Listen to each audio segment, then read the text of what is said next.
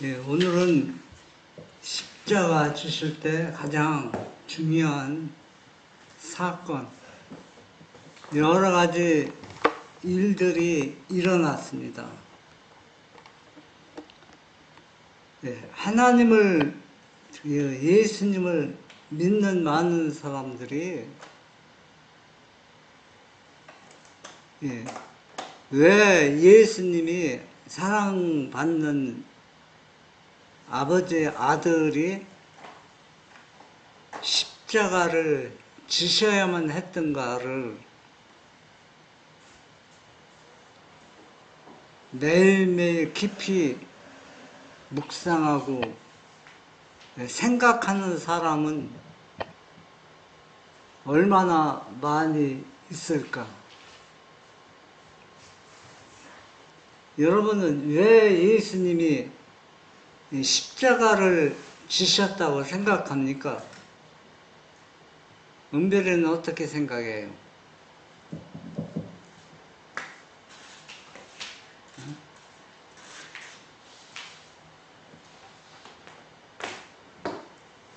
여러분, 이 구속의 경륜은, 이 과학은 연구하면 할수록 진가가 드러납니다. 여러분, 우리는 뭐 텔레비 없으니까 연습곡이나 그런 것들을 안 봐서 뭐지만은 그 배우들이 어떤 일을 할 때 실제 사건은 아니지만은 실제 사건처럼 그 역을 맡아서 할 때 그걸 보고 사람들이 감동을 받고 눈물을 흘리는 사람도 꽤 있습니다. 여러분, 예수님이 십자가를 지신 것은 어떤 역할을 맡은 게 아닙니다. 이거는 실제 사실이라는 얘기입니다.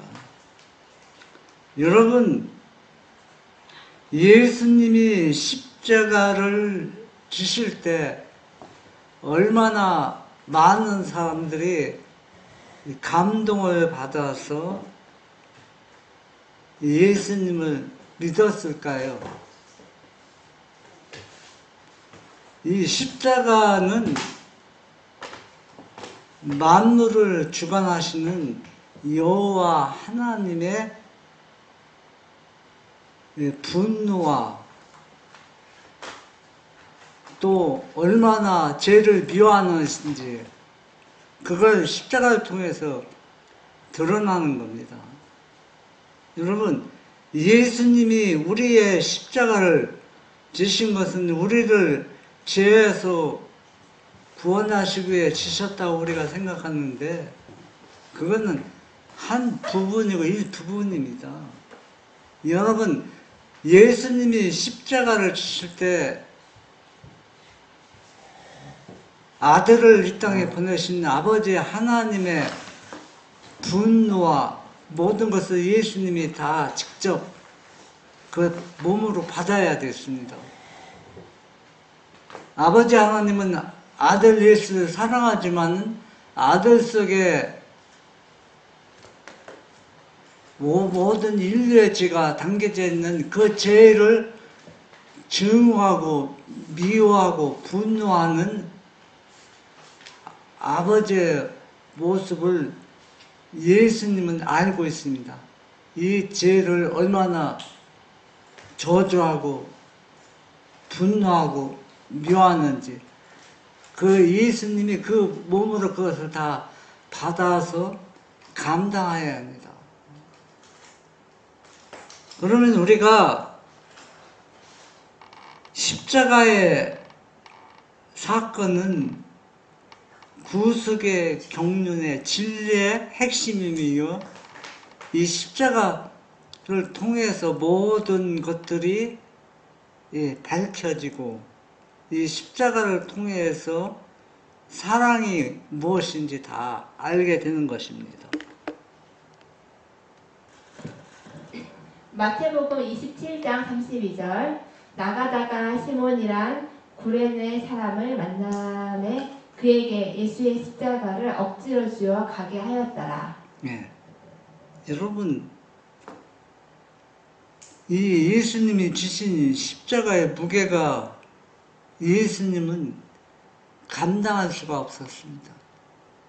그래서 이 십자가를 지고 골고다 가는 여정 속에서 예수님 완전히 쓰러져서 기절을 2번 하셨습니다. 예수님은 왜 예수님은 건강법칙을 잘 준수하고 또 하나님 말씀을 순종하고 완전히 건강한 한 인간으로서 자라났는데 왜 이 십자가의 이 무게에 이 십자가에 감당 못하고 쓰러졌는가? 예수님은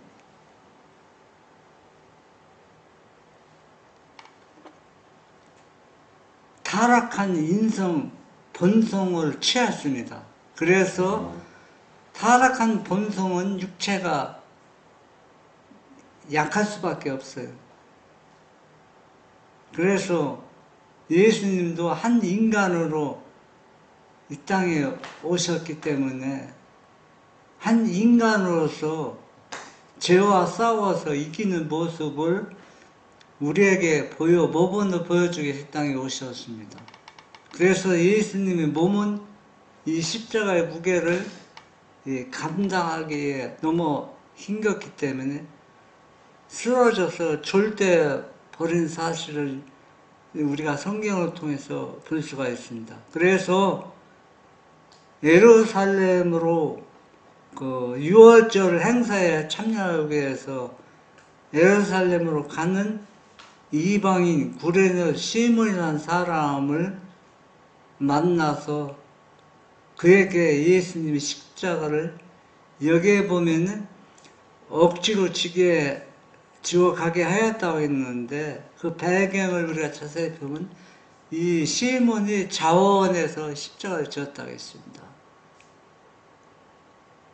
그것은 뭐냐면은 로마 병정이 붙잡아서 이걸 지라고 했을 때 시몬은 자기가 피하면 안 질 수 있어요. 그런데 그것을 기쁜 마음으로 받아들였다는 얘기는 무엇을 의미하냐면 여러 가지 의미가 담겨져 있습니다. 왜냐하면 이 시몬의 자녀들은 예수님을 믿는 진실한 자녀들이었습니다. 그리고 이 시몬은 예수님에 대해서 여러 가지 소문과 여러 가지 일들을 들어서 좀 알고 있어요. 그래서 이 시몬은 자기가 기쁜 마음으로 자원해서 이 십자가를 지고 간 것이 그의 생애에 얼마나 놀라운 특권이요 축복이었다는 것을 그래서 매일매일 살아가면서 경험하게 되는 겁니다. 이것도 하나의 놀라운 사건이라고 볼 수 있습니다.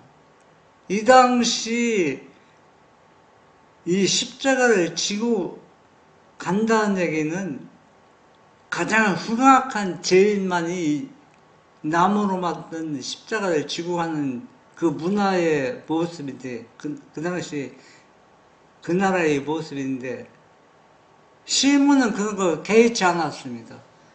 기쁜 마음으로 이 십자가를 지고 갔다는 것은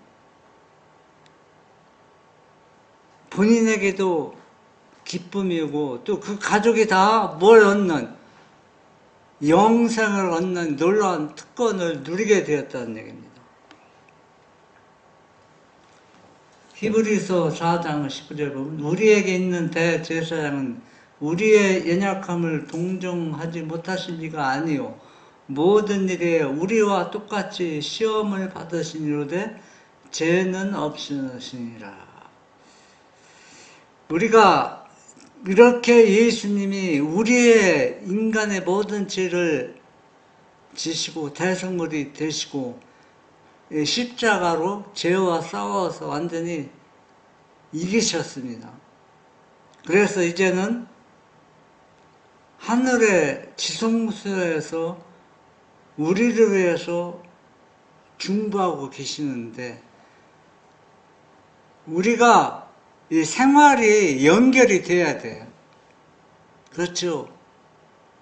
우리가 하루의 생활도 연결이 돼야 되잖아요. 자연스럽게. 예? 예를 들어서 아침 먹었다. 그럼 아침 먹고 또 해야 할 일이 있습니다. 이게 자연스럽게 생활이 연결된 것처럼 우리의 믿음의 생활도 내가 열심히 하나님을 믿고 침례를 받고 교회 열심히 다닌다고 해서 끝나는 게 아닙니다. 매일매일 우리가 뭐와 싸워서 죄와 싸워서 이기는 경험을 해야 되는데 누구의 도움을 통해서 지성소에서 매일매일 우리를 위해서 중보하시는 그분의 도움을 통해서 우리가 우리 생활 속에서 이제 완전히 죄에게 굴복당하는 것이 아니라 예수님처럼 죄를 완전히 정복하고 승리하는 경험 속에서 우리는 매일의 삶 속에서 성화의 경험을 이루어져야 되는 겁니다. 이 경험이 이루어지지 않으면 우리가 수십 년 아무리 하나님을 믿어도 우리에게 아무 도움이 되지 않아요. 시대에서만 750. 그는 행악자인 그의 동료가 그분을 비방하여 네가 그리스도가 아니냐 너와 우리를 구원하라고 하는 말을 들었다. 그는 행인들 중에서 많은 사람들이 예수님을 옹호하는 것을 들었다. 그는 그들이 예수님의 하신 말씀을 반복하면서 그분이 행하신 일을 이야기하는 것을 들었다. 이분이 그리스도라는 확신이 그에게 되살아났다. 그는 동료 제수를 돌아보며 네가 동일한 정죄를 받고서도 하나님을 두려워 아니하느냐고 말했다. 죽어가는 강도들에게는 이제 사람을 두려워할 아무것도 없었다. 그러나 그 중 한 사람에게는 두려워해야 할 하나님이 계시고 그를 떨게 할 미래가 있다는 확신이 생겼다. 예. 여러분, 두 행악자가 있는데, 여러분, 예수님을 십자가에 지워서 죽게 하기 전에 빌라도가 한 거 뭐라는 그 가장 악질, 그 바나바를 놓고서 누구를 예수를 놓아주랴 바나바를 놓아주랴 할 때 빌라도는 사람들이 누구를 선택할 줄 알았어요. 예수님. 바나바를 십자가에 죽고 예수님을 놓아줄 것을 빌라도는 생각했는데 사람들은 다 누구를 십자가에 못 박고 누구를 놓아달라 했어요. 예수님을 십자가에 못 박고 이 바나바를 이 가장 악질 이 범죄자를 놓아달라 했습니다. 그런데 예수님이 양쪽에 십자가같이 죽임을 당할 이 행악자는 누구냐면 바나바와 똑같은 동료라는 겁니다. 이 바나바가 보통 죄수가 아니에요. 죄수 중에 가장 무서운 악질 죄수입니다. 그런데 예수님의 양쪽에 이 행악자도 바나바의 동료이기 때문에 그가 얼마나 사악하고 악하다는 것을 알 수 있어요. 그런데 한 이 행악자가 자기 동료에게 얘기하는 겁니다. 우리는 마땅히 뭐를 잘못해서 죽을 수밖에 없는 죄를 지었기 때문에 마땅히 우리는 이런 일 당해야 되지만 이 사람은 이 예수라는 사람은 그런 사람이 아니다.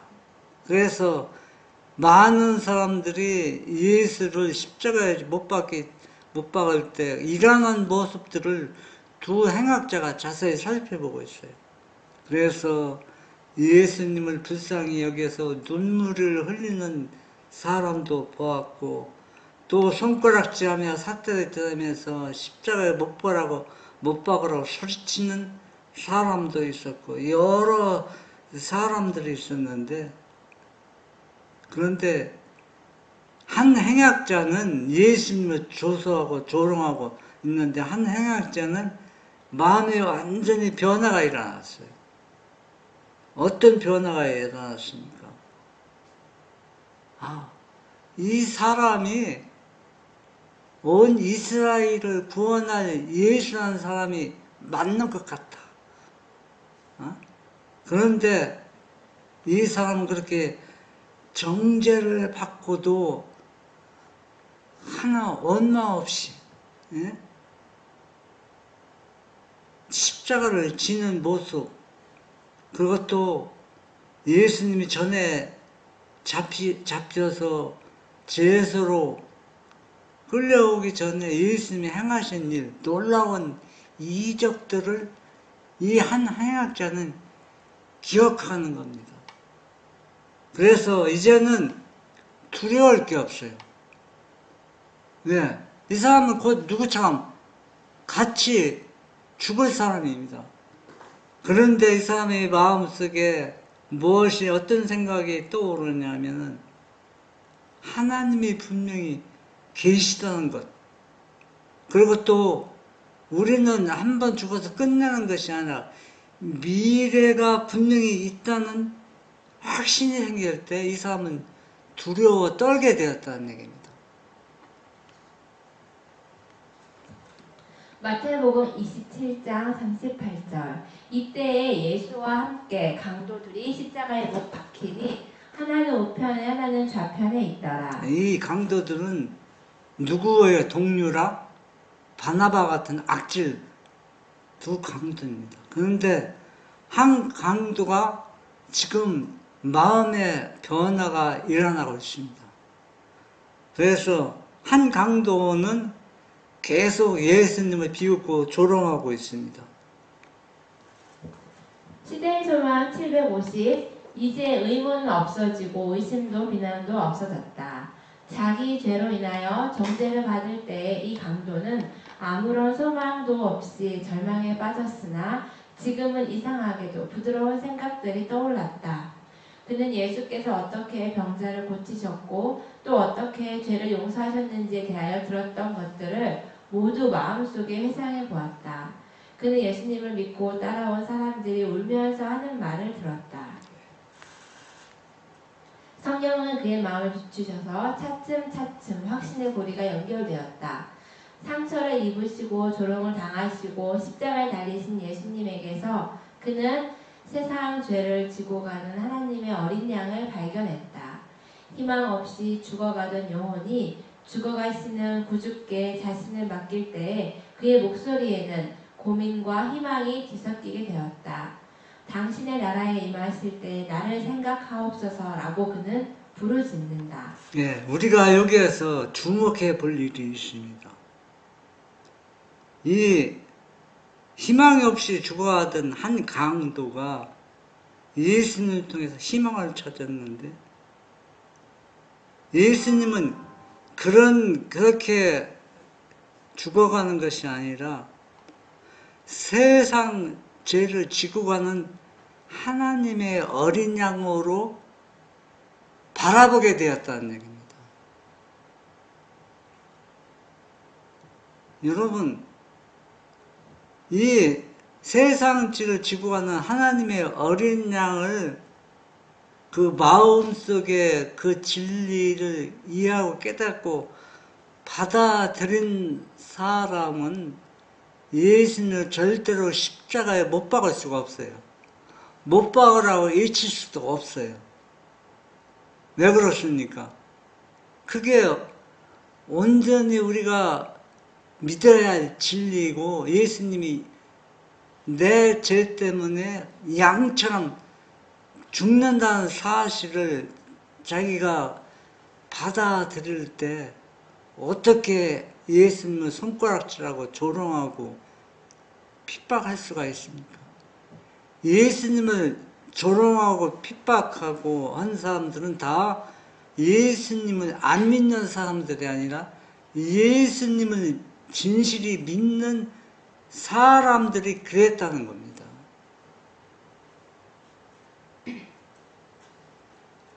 그래서 이 강도가 뭐라 했어요? 이 속에서 희망을 찾고 예수님이 어린아이에서 죽어가는 모습을 찾고서 나를 희망이 가득 찬 벅찬 가슴으로 당신이 나라에 임할 때 나를 생각하사고 부르짖는다는 것. 이건 엄청난 사건이고 얼마나 큰 믿음인지 알 수 있어요. 누가복음 23장 42에서 43절. 이르되 예수여 당신의 나라에 임하실 때 나를 기억하소서 하니 예수께서 이르시되 내가 진실로 네게 이르노니 오늘 네가 나와 함께 낙원에 있으리라 하시니라. 여러분, 성경에서 보면은 믿음이 진실했던 사람은 여러분 예수님이 칭찬하는 사람 한번 말해보세요. 여러분이 기억하고 있는 사람 누구예요? 사마리아 그 뭐라 해야 되지? 딸이 귀신 들려가지고 사마리아? 여인인가? 우물가 여인? 아니 말고 그 자기 딸이 귀신 들려가지고 그래가지고. 가나안 여인? 그래서 가난해. 걔들한테 본 저기 먹이 네. 네 믿음이 내 딸 구원했다. 또 야일 이 백부자. 백부장 또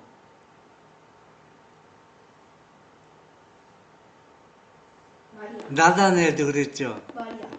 마리아도 그렇고. 그런데 여러분 한번 이 내용을 오늘 제가 설교하는 내용을 한번 살펴보세요.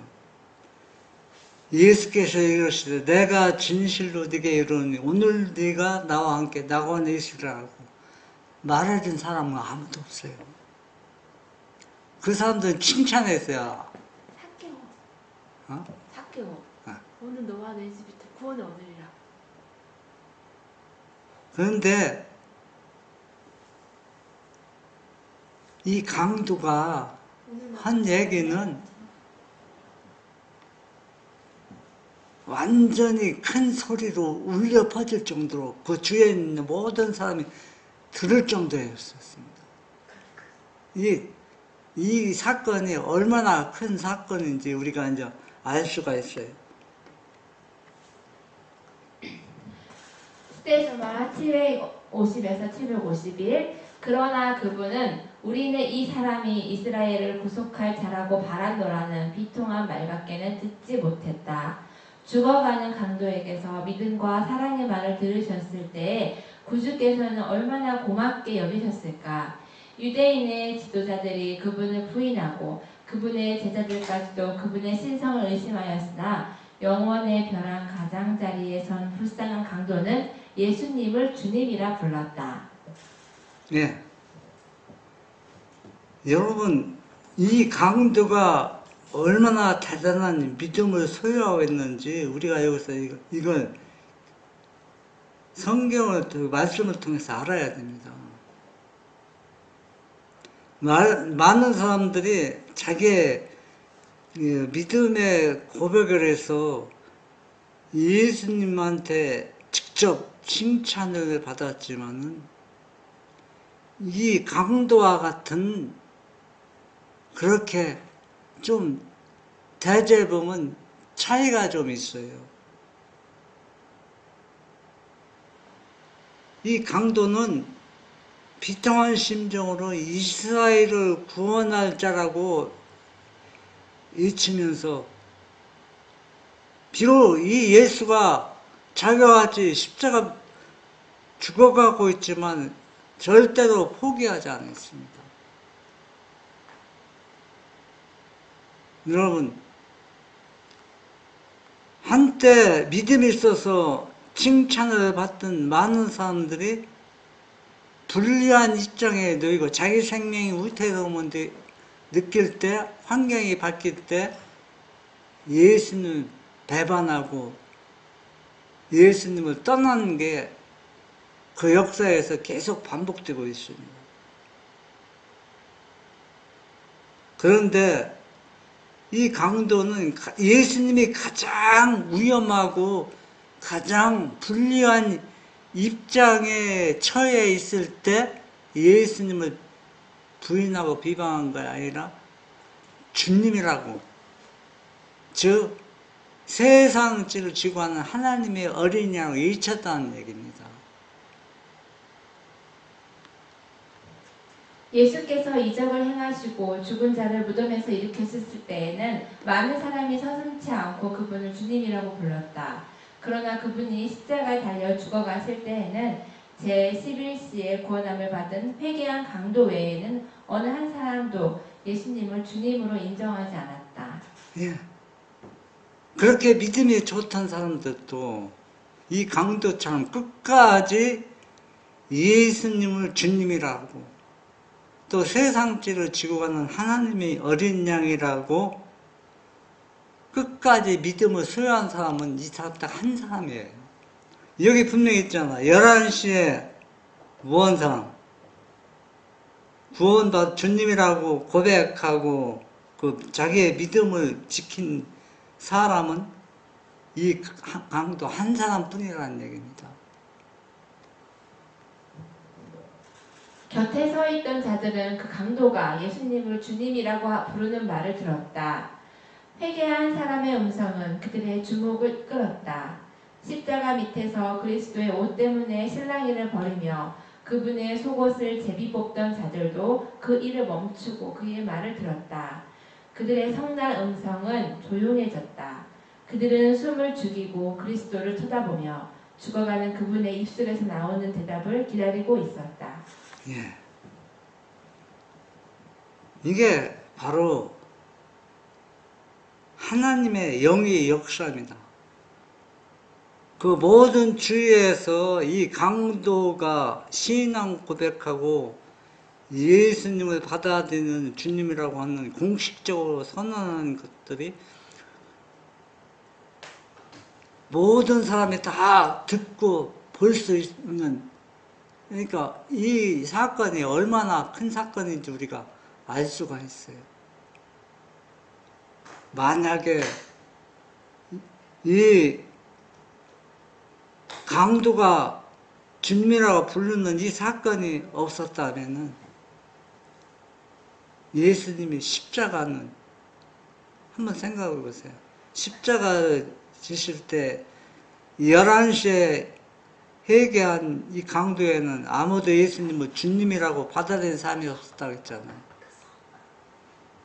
그 예수님이 누구를 위해서 십자가를 지신 거예요?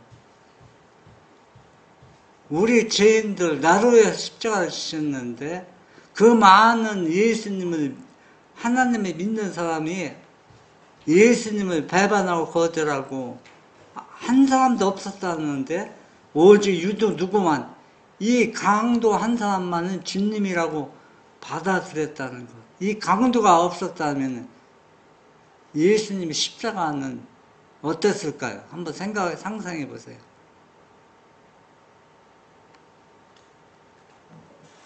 예수께서 약속의 말씀을 하실 때에 십자가를 덮고 있던 어두운 구름 속으로 밝고 활기찬 광선이 뚫고 들어왔다.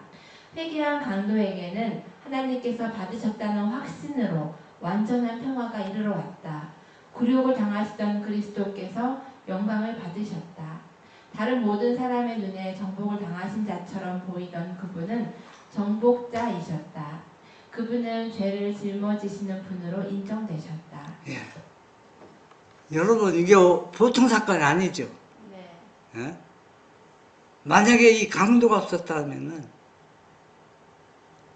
세상지를 지구하는 하나님의 어린 양으로 인정되는 장면, 하나님께서 그 영광 받으시는 장면, 그 십자가 주에 어둠으로 꽉 차 있었는데 이 강도가 주님이라고 불렀을 때 어둠을 뚫고 빛의, 찬란한 빛의 광선이 십자가 예수님께 오는 그 모습, 정복자로 죄한테 정복을 당하는 것처럼 보였는데 이제는 죄를 완전히 정복하시고 죄를 짊어진 분으로 인정이 되어서 하나님께서 영광을, 아버지께 영광을 받으시고 예수님이 영광을 받으시는 그 장면을 이 십자가를 통해서 모든 사람이 볼 수 있었다는 겁니다.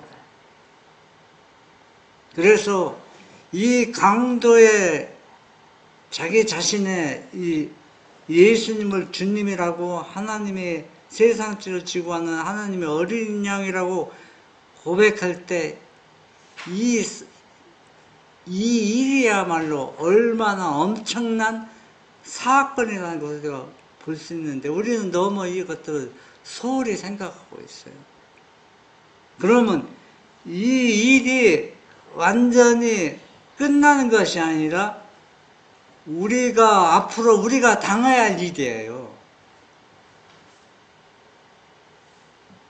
예수님의 제자를 또 분리했을 때, 예수님 잡혀서 갈 때 다 예수님을 버리고 도망가고, 그 믿음 있던 사람도 다 예수님을 버리고 도망갔는데, 우리가 만약 재림할 때, 우리가 증인으로서 붙잡혀 있을 때, 우리는 이 강도처럼 끝까지 세상지를 지구하는 하나님의 어린 양이라고, 나를 구원할 주님이라고 신앙 고백을 할 사람이 바로 우리들 자신이라는 겁니다.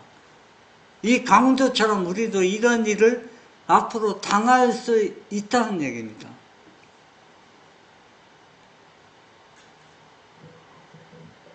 요한복음 1장 29절. 이튿날 요한이 예수께서 자기에게 나아오심을 보고 이르되 보라 세상 죄를 지고 가는 하나님의 어린 양이로다. 예.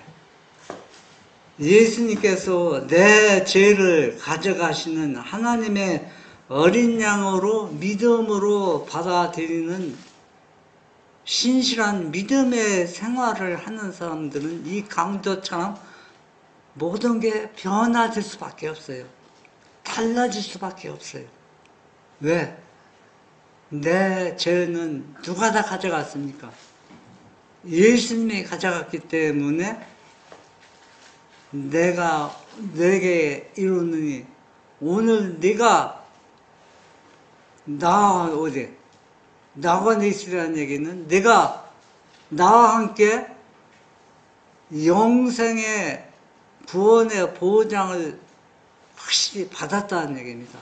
그러면 우리가 이런 구원의 보장을 받은 사람은 우리 마음이 어떨까요? 우리 생각과 생활이 달라질 수밖에 없어요. 왜? 우리는 완전히 구원을 받은 사람이기 때문에 우리 마음에 기쁨과 평화가 있을 수밖에 없어요. 그래서 요한이 보라 세상 죄를 지고 가는 하나님의 어린 양이라는 그 말씀의 의미를 깨달은 믿음의 사람들은 변화가 일어나야 됩니다. 변화가 일어나지 않으면 하나님의 예수님을 어린 양으로 세상 죄를 지고 가는 어린 양으로 받아들이지 않았다는 얘기입니다. 오늘 여러분들은 모든 것을 다 잊어버리고 생각이 나지 않을지라도 이 말씀만은 꼭 기억하시고 세상 죄를 지고 가는 하나님의 어린 양으로 우리가 받아들이는 진실한 하나님의 자녀들이 되시기를 바랍니다. 아멘.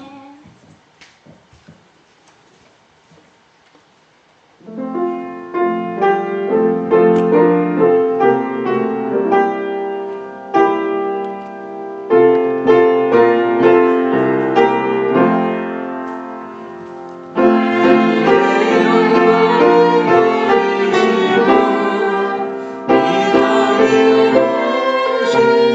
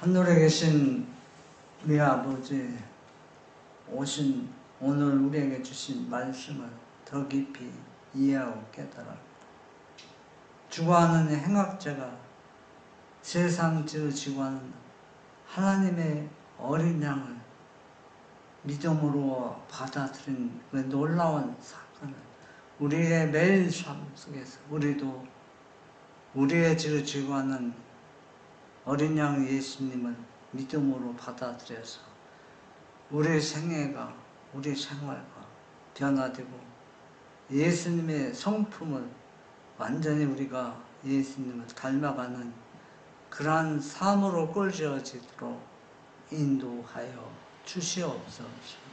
예수님의 이름으로 기도합니다. 아멘.